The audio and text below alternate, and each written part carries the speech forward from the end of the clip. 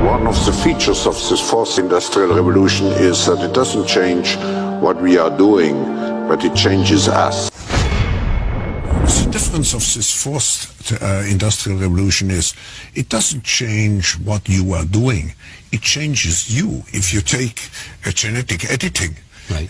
Just as an example, it's you who are changed. Yeah. And of course this has a big impact on your identity. Yeah. Editing your genes? Cool, I'll explain that later. But first, why do so many people consider this guy, Klaus Schwab, to be the most dangerous man in the world? Well, there's some reasons. A lot of them. You might remember Klaus Schwab as the puddle of liquefied feces who said, by 2030, you'll own nothing and be happy about it. Translated, that probably means by 2030, he'll own everything and he'll be happy about it. But how does he expect you to own nothing and be happy about it? Oh, he's got a plan. Now, I'll tell you about it in a minute. But before I do, a little bit about Klaus Schwab. He's the author of COVID-19, The Great Reset. What a grand opportunity indeed. Oh, and his book was published on July 9th, 2020. Wonder how he got it written and published that fast. It's almost like maybe he pre-wrote it before he started the pandemic. Before the pandemic started. Old Klaus is also the founder and chairman of the World Economic Forum, an organization that faces the public with very noble-sounding goals of creating a better world. Fear-mongering about climate change and disease are big goals of theirs. Welcome to Davos. Just park your private jet over there and then go inside and pretend to be concerned about climate change. Klaus and the World Economic Forum want a worldwide digital ID system that determines your access to goods and services. It would monitor your online behavior, purchases, and biometrics. It kind of seems like he just wants to do away with the whole democratic process and give all the power to the state and whoever runs the state, the deep state. But that's based on both his words and actions, so it's probably an inaccurate observation. Was Dr. Evil's character based on this reptile? Mr. Schwab writes the following.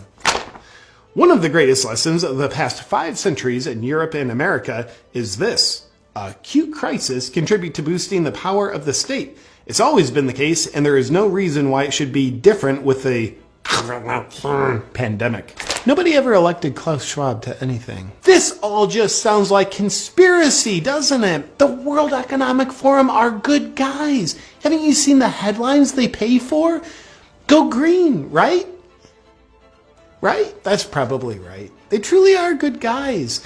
Accordingly, you'll be excited to hear that the lineup of World Economic Forum speakers at their annual gathering of elites in Davos included such benevolent humanitarians like Xi Jinping, the leader of the Chinese Communist Party, who's currently committing genocide, Anthony Fauci, who's arguably currently involved in crimes against humanity, and Bill Gates, who's arguably currently involved in crimes against humanity, and Australian Prime Minister Scott Morrison, who's arguably currently involved in crimes against humanity. What a great lineup!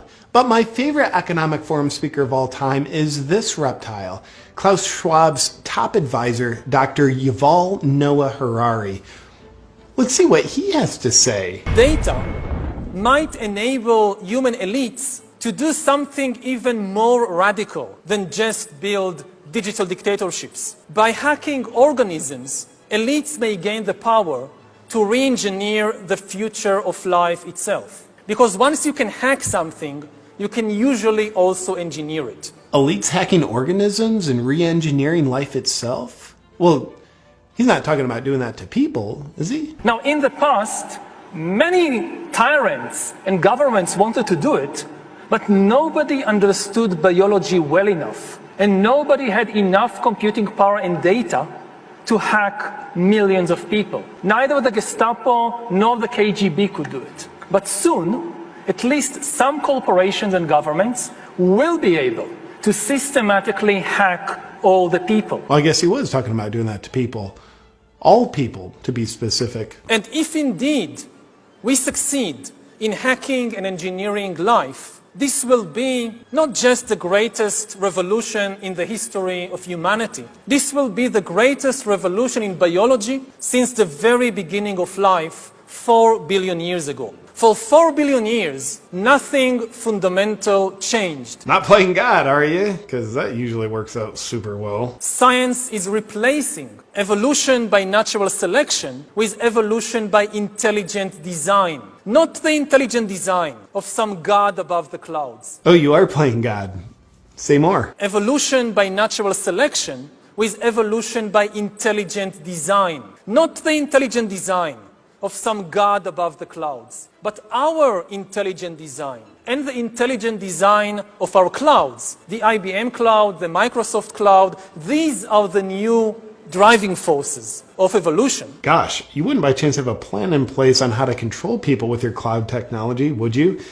And that plan isn't by chance already being implemented, is it? Today, we have the technology to hack human beings on a massive scale. Oh, so you could implement it. In this time of crisis, you have to follow science. It's often said that you should never allow a good crisis to go to waste. Sounds familiar. And I guess you are implementing it already. Didn't anyone bother telling this guy not to say any of this out loud on camera? It's a lot of evidence. Surveillance, people could look back in 100 years and identify the coronavirus epidemic as the moment when a new regime of surveillance took over, especially surveillance under the skin. My brain, my body, my life, does it belong to me or to some corporation or to the government or perhaps to the human collective? This guy's revealing the whole plan. He's gonna ruin it. The World Economic Forum, out for the good of humanity. You'll own nothing, not even your own DNA, if we have our way. Now for some additional fun facts about Klaus Schwab and the World Economic Forum. They've got a Young Leaders Program, which is a 5-year indoctrination program into their principles. The goal of the program is to create world leaders who don't answer to their people because they don't care about them. They answer to their bosses at the World Economic Forum. Graduates of the program include admirable world leaders that are suspiciously in lockstep with the Great Reset, such as Justin Trudeau, Francis Macron, and Mark Zuckerberg. Sponsoring partners of the World Economic Forum's Young Global Leaders program have been the Bill and Melinda Gates Foundation and Google. I wonder why Google censors and shapes information to be in exact support of the World Economic Forum's narrative. Oh, another fun fact. The World Economic Forum is predicting a worldwide cyber attack. I'm pretty much a wizard at predicting the things I'm going to do too. The very concerned Schwab believes the cyber attack could bring a complete halt to our power grid, transportation, hospital services, and to our society as a whole. The World Economic Forum then simulated the cyber attack. Simulated or planned?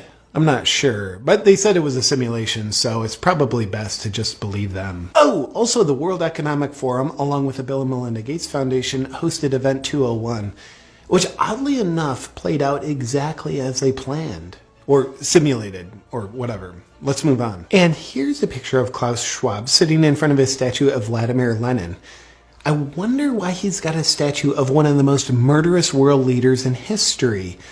Lenin killed an estimated 5 million people. And finally, remember Schwab's whole thing about you'll own nothing and be happy about it?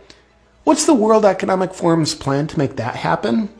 Well, it's probably nothing, but consider this. BlackRock is an investment firm with $9 trillion under management, which is a higher GDP than every country on Earth, aside from the US and China. Therefore, it turns out BlackRock has more political and financial influence than the Federal Reserve and most governments. Sounds cool, but what's the connection with the World Economic Forum? Well, again, and it's probably nothing, but BlackRock CEO Larry Fink is also just a board member of the World Economic Forum. Well, that's super convenient, and probably just a coincidence. Is the World Economic Forum and BlackRock colluding in corporatism, where an unelected corporate elite dictates top-down to the population? Well, they couldn't be doing that because they'd have to infiltrate the government, which they haven't done. Except for, in one of Joe Biden's first appointees once he took office, he named Brian Deese to be the director of National Economic Council. Brian Deese came from BlackRock, where he was a global head of sustainable investing, and now he's Biden's main advisor for economic policy. But But Biden's making the policy decisions, not the unelected corporate elites at BlackRock and the World Economic Forum. Of course Biden's making all the decisions. Let's not be silly. Oh, look, there's a picture of Biden in the audience at the World Economic Forum. Oh, and also Kamala Harris's chief economic advisor is Michael Pyle.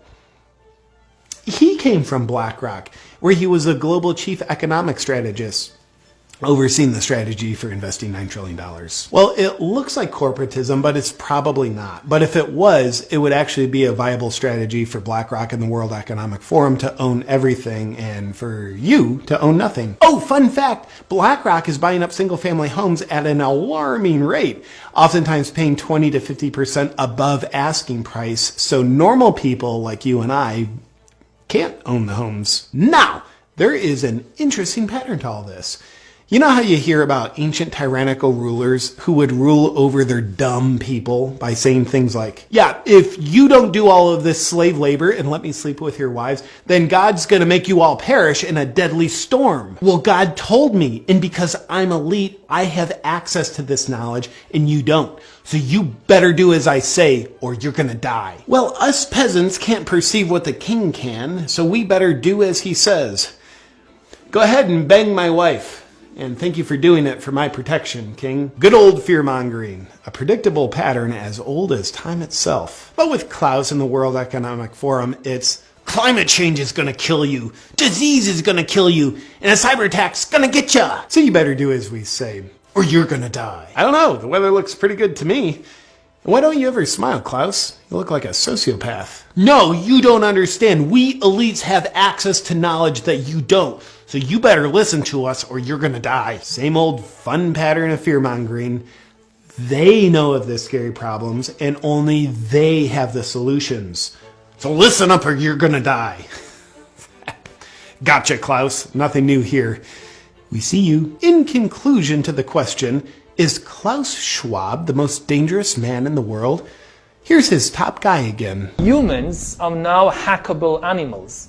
You know, the whole idea that humans have, you know, this, they have this soul or spirit and they have free will and nobody knows what's happening inside me. So whatever I choose, whether in the election or whether in the supermarket, this is my free will, that's over. Free will, that's over. It will indeed be over.